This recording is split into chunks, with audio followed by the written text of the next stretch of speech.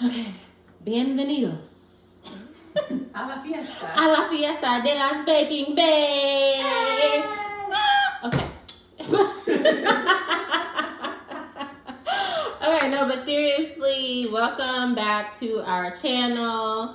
I started off with my Spanish introduction because today it is Taco Tuesday and we are having a party here at the Baking Baes. If once you finish with this video today, hop over to Chris's video to keep this thing going, keep the party going. Today we are making two cookies. We're making a llama piñata and we're making a margarita because tacos and margaritas go hand in hand, and who doesn't love a piñata? All right, so with the piñata, this is actually a piñata cookie. And if you don't know what that means, if I was to break this cookie open right now, a bunch of sprinkles would fall all over the table, just like we bust open a piñata. So I will show you two different ways to do a piñata cookie today, and I will show you how to make a margarita. So here we go. What I have today, I have some unicorn sprinkles. You can use whatever types of sprinkles you like. And then for my piñata, I have four different color icings. I have pink, green, orange, and white. You can use whatever colors you like. As you know, piñatas are typically pretty colorful, so go crazy. You can have more or less colors, and you can do that, you know, whatever makes your heart happy. And then for our margarita, we have like a softish green and our white again. And then we also have some sanding sugar for the salt on our rim. Today our salt is going to be green, but you can use any color sanding sugar. White is, you know, obviously the most like salt, but you can use whatever color you like and you still get the same fun effect.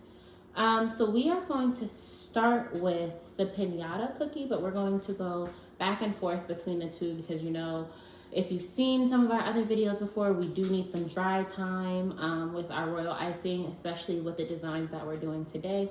So we'll be bouncing back and forth between the two cookies. So if you look at my demo cookie for the piñata, you can see that there are two cookies here. In front of me, I have three cookies. So this is a super thick cookie, and some people would be happy to take a huge bite out of this, others not so much. So that's why I'm going to show you two different ways to do the piñata cookie. So the three cookie method, your cookie in the middle is just going to have a hole in it.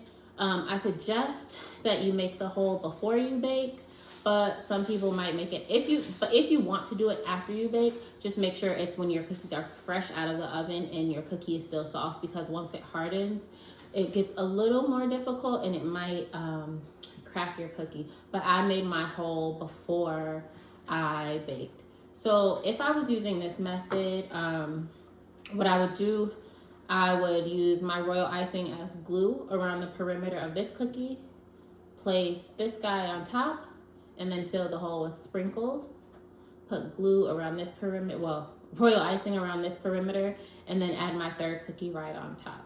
Okay, so that's one method to do this, and that's the original method that I used when I first started making piñata cookies. If you follow me on Instagram at trufflove_, I made a piñata cookie video about a year ago that showed how to make these cookies, and how I designed the piñata was a little different than what we're going to be doing today. So you can go crazy with the design, and you can go back on my page to see that other design. So this is the three cookie method, but what we're going to focus on today in this video is the two cookie method. So we're gonna take the middle cookie out, and so we have something that's a little less thick and something a little easier to take a bite out of when it's all done. So what you're going to do, you're going to choose one cookie, it doesn't matter which one, and you're going to take something with a sharp edge. You could use a knife, an X-Acto knife, a regular kitchen knife, something with a sharp edge that's not too sharp and it's not too heavy that it's going to break through the cookie. And what you're going to do is decide on your cookie how big you want your hole to be. You're going to fill this hole with sprinkles, so it can be as big or as small as you like. I'll make mine, I don't know, I guess this is going to be kind of big, and that's okay. So I'm just right now just scratching out what my area is going to be. So then when I go in and scrape the cookie out, I know kind of where I want to stay. Again, this is going to be covered. You don't want to go all the way to the perimeter because then that's going to impact how your cookie, how the other cookie stacks on top of that. So you want to leave it kind of central to the middle area with some space around it. So once you decide how big you want your hole to be, what you're going to do, you're going to outline that space and then you're going to score it like this. So some diagonal lines this way and then some diagonal lines the other way. It's okay if you go outside of your box a little bit. You have that outline there so you know what your general idea was. And then you're just going to go in with your sharp tool and scrape out that extra cookie. Be very careful not to poke through to the other side. If you poke through to the other side, your sprinkles will fall out. You'll lose the piñata effect, right? So once I have my scores in there, I'm just going to go in with my X-Acto knife and just scrape that middle out. And it should come out fairly easy. If you have like crunchier cookies, this part will be easier. If you have softer cookies, it'll still be pretty easy. You just have to be more gentle because it's going to be easier for you to cut through to the other side.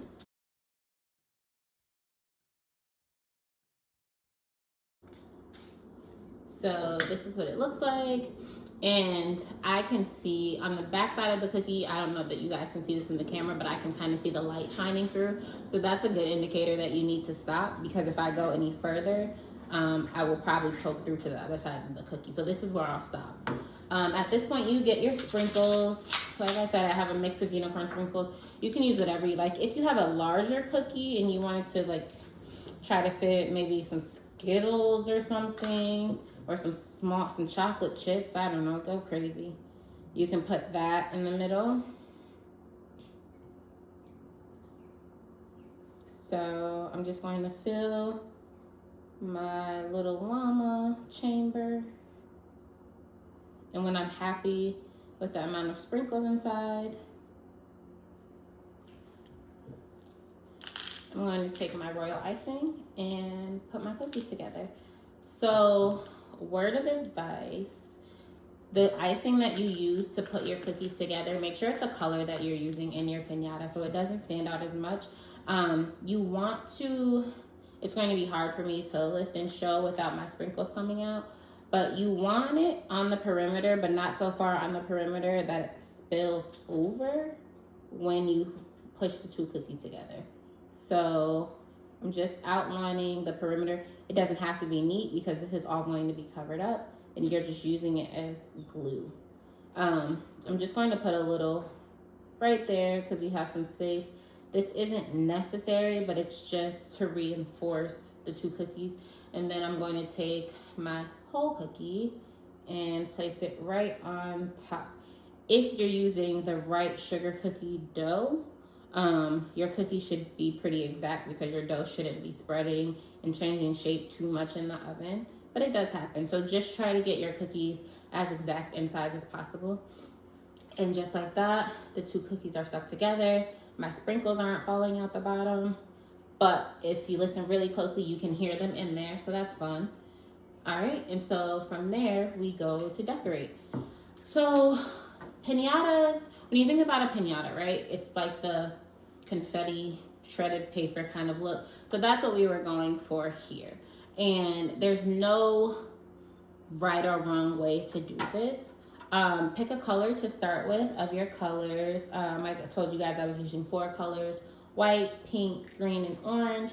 So I'm just going to choose a spot to start and just, I'm just going to do some lines down and I'm going to stack my colors on top of each other. For this cookie, I suggest making your royal icing a more stiff consistency, because if not, your colors will blend into one another and you won't necessarily get the effect that you want. One way to kind of avoid that is to give some dry time in between colors. Okay, so we're gonna do this with all 4 colors. There are going to be points where they overlap each other and that's totally fine. it's going to be some organized and unorganized chaos. It's going to give us a fun looking piñata with all sorts of bright colors. Alright. And this doesn't have to be perfect. Again, this is another one of those designs where you can get a little crazy. You can just do whatever, kind of just wing it. All right, so we're gonna put our piñata to the side and we are going to jump over to our margarita. We're taking this and turning it into this. If you see, looking at the design, you can probably tell it's actually pretty simple. I think the biggest thing is just waiting the appropriate amount of time for your colors to dry before adding your different layers. But otherwise, it's pretty straightforward. So I'm going to take my lighter green, and this is the usual consistency that I use for Royal Icing. It's that 15-second flood that I talk about that you can use for an outline and for a fill on the same cookie. So the first thing we're going to do, we're going to fill the entire triangular shape. That's going to be our drink. We're going to outline that.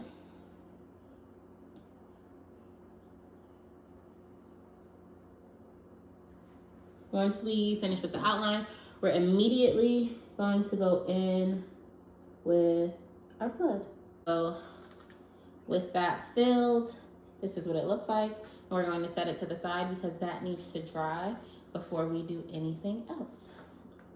All right, so you can wait a little longer if you want to for your piñata, but we're just going to go ahead and go back in with our colors. So if you just noticed, I did have to push the top llama back into place because I'm not letting it lay flat. The top cookie is starting to slide. So just keep that in mind. It's fine to decorate once you stack them, but try to keep it flat so they can dry evenly on top of one another and not mess up what you have going on inside. So for the rest of this, I am going to keep it flat, but just remember I'm going to do the same thing that I did the first time around and layer those colors right on top of one another.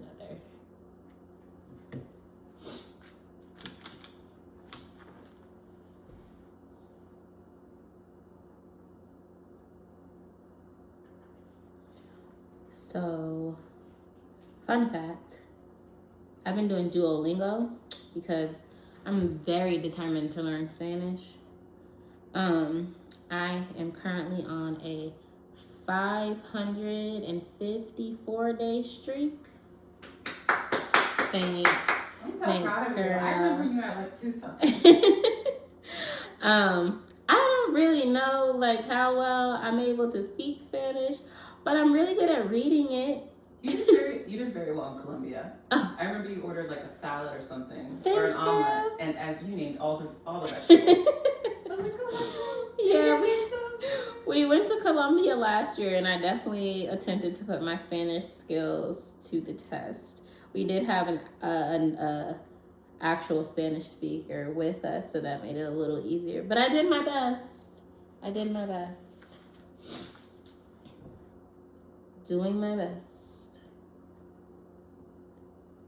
So yeah, anyway, me and this Duolingo streak.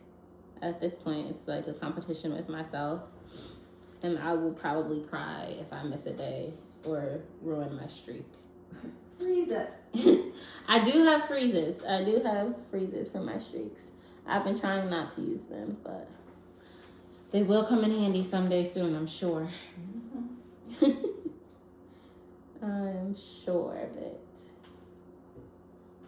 All right, you guys. The only issue I have with this method, no matter how many layers you put on, some of your colors will get muted by the other colors. So if there's a color that you prefer to the others, I would say just do that color last so it stands out more and is not hidden behind the other ones. In the meantime, in between time, I'm gonna let my piñata sit to the side and dry. All right, so ideally I would give this a bit more dry time, but I don't want you guys to sit and watch icing dry, because that's very boring. So as you can see with this cookie, The next step is going to be to outline the entire green shape with the white and make the stem of the glass.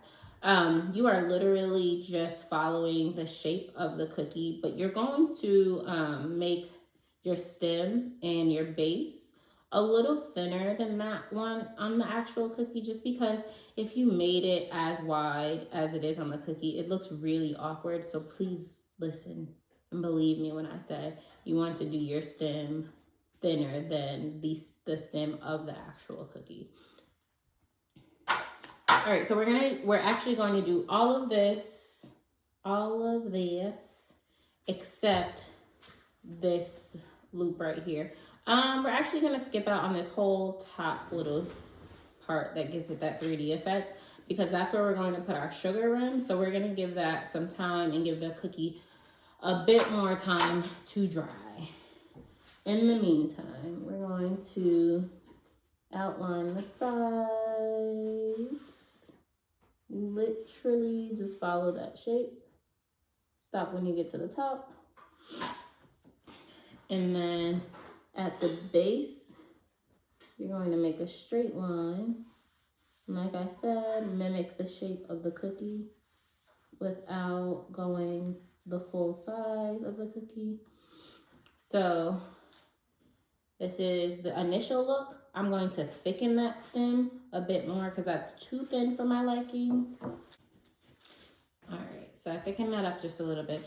And if you're unclear, we're waiting to do this part because we want everything else to be dry, because when we put that sanding sugar on, it's going to stick to whatever is wet. So we want to make sure everything else is dry.